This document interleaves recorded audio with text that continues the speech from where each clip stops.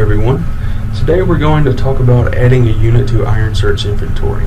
What we have on screen currently is what we call the dealer dashboard. And in this area we have the ability to view in detail all the units that are in inventory. Here we have some example units inside of our test account.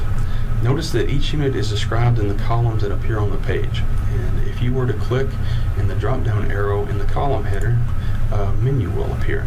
And in this menu, if you hover over the columns option, it'll give you a list of all the possible columns that we have inside of ironsearch inventory.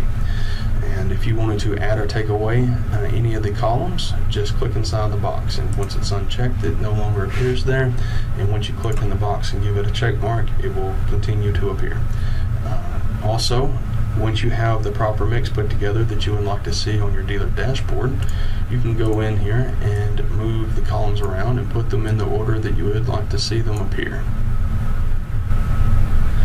So that's just a little introduction into the dealer dashboard. We're going to go into more explanatory detail in a later video. But for right now, let's click on the Add a Listing button up at the top there to go through the process of creating a unit in inventory. So when you do that, you come up with a set of options here. We can create a new unit, we can create a used unit, and for the purposes of this video, we're going to ignore the option to create an iron builder unit. So for our first example, let's click on Create a Used Unit. So as you can see, this is a rather detailed page.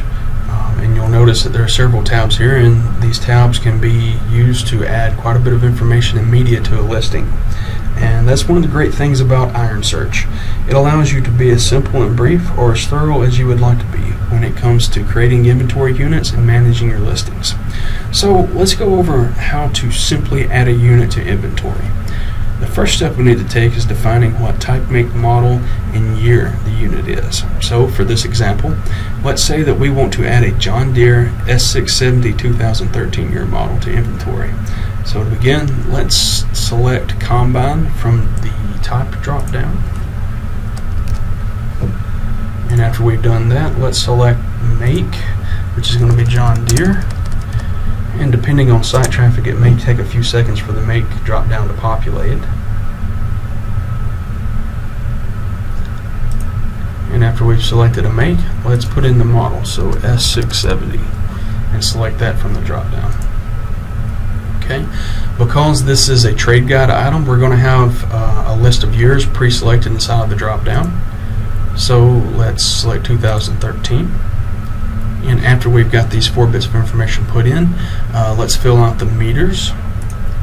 So let's say that this unit has 900 engine hours on it, and it has 750 separator hours. And under the sizes, if we wanted to put in what the horsepower is, we could. So just for saying's sake, let's put in 330 horsepower. Hit save. And then after that, we basically put together a unit. To save it, let's hit the Save button. And this unit has now been created inside of our inventory. So let's go back to the dealer dashboard and look at the unit inside of that interface. So now that we're back on the dealer dashboard, let's look at the unit inside of inventory. So this is the unit that we just got done creating. Let's say that we were to look at the information listed here and see something that didn't quite match up with what is in reality the case for this unit. So let's say we put in 900 engine hours, but in reality it had 850. What we would want to do is edit this listing. So to edit, we go over to the buttons column and we hit the edit button.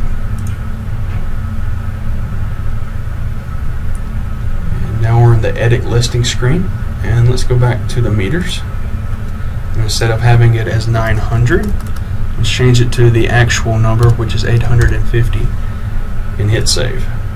And now let's save the unit again. Okay.